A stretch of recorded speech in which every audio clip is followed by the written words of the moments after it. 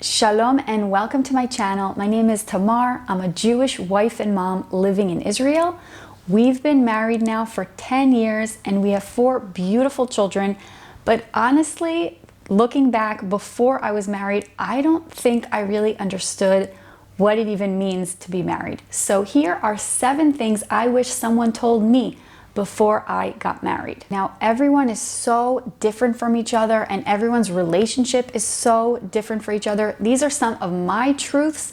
I would love to know in the comments if any of these resonated with you. The first one is the first year is hard and important. So I think people did mention this, that the first year might be hard, but I didn't realize it until I lived through it. You're molding and building a house together, 2 completely different people with different households that they come from and different ideas, and you're trying to shape one united. So this is also so important because this first year and the way you shape your house will have an impact on the rest of your marriage. This means that there could be misunderstandings and you don't really know how to communicate as well as you will later in your marriage. A rabbi I heard once joked that a couple in the first year of marriage should hang up a sign on their door, building site under construction. And this is true because you're really building something. You're deciding, who does which chores, which habits you're bringing into your house, which leads me to my second point, in that things get better as time progresses. The secular idea is kind of that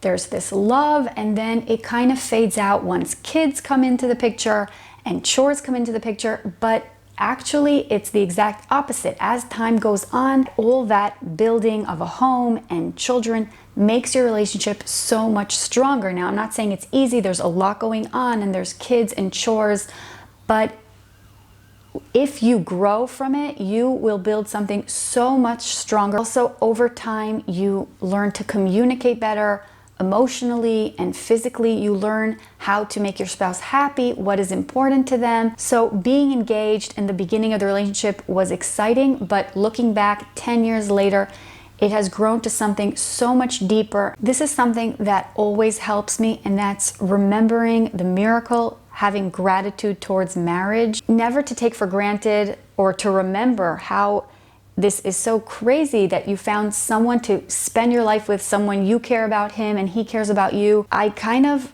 relived the time when I was looking to date and I was thinking, maybe I'll never find someone. So just remembering that place where I was looking for it and remembering that I found it, and it's not something to be taken for granted. It's such a huge thing. And then your whole perspective is kind of different and you're just more appreciative. And while we're talking about gratitude, also gratitude towards your spouse, towards specific actions that they take. Gottman says that this is so important to regularly express appreciation for what they do. This reminds me, just yesterday, my husband put away our whole bi-weekly grocery by himself. This is usually something that we do together. And then when I got home, I saw that, he didn't put away some apples and some ketchup, and I was about to say, wait, you didn't put it away. But then I remembered, wait a minute, he put away by himself 99% of the groceries. So I just said, wow, thank you so much. You put it away. So sometimes we look at something that they didn't do or they missed something, but then wait a minute, but the dishes were done and he did this and he took care, and we all do so much. Within a few short years, you go from being a couple to, running a household and kids, and there's so many tasks.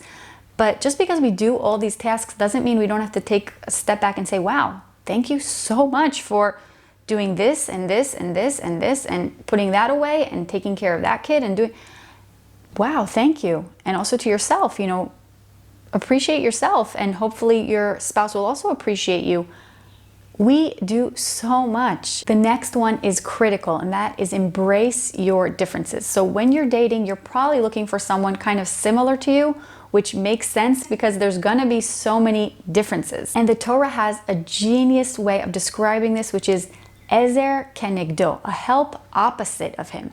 So basically our differences are a way to grow and to learn from each other. We know that in marriage counseling, there are a few differences and fights that kind of can never be resolved. They're just different. And if we could learn to embrace the other one and learn from the way they're different from us, we could gain so much. This is something that I learned in parenting. The fact that we're different from each other just means our kids can have that perspective of someone who's more strict and someone who's more lenient, and they can see different styles. So instead of trying to change your partner, try to learn from them and grow from them, and by being, a opposite help from each other. When you're married for a few years, you really learn the power of small, everyday gestures. This could be to hug, to look in the eye.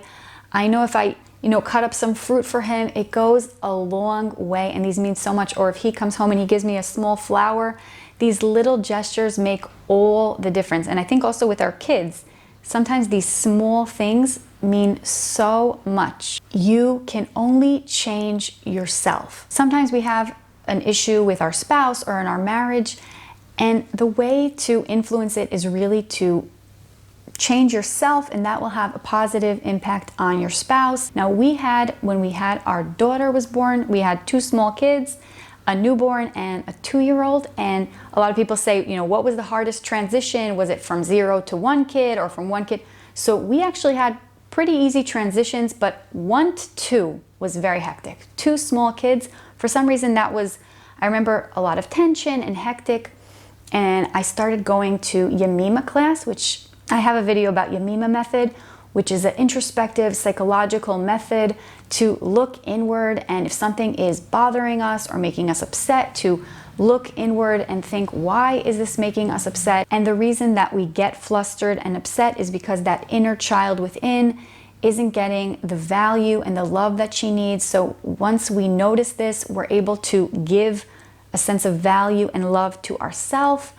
And this method, I went to it for about a year, and I really noticed that this introspective way I was looking at things and at myself changed our marriage so much just by going to this class and changing myself and the way I looked at things. The main influence that you can have on your marriage and on your family in general is you. Thank you so much for watching this video. If any of this did resonate with you, please, I'd love to know in the comments below. Shalom, and I hope to see you in my next video. Shalom!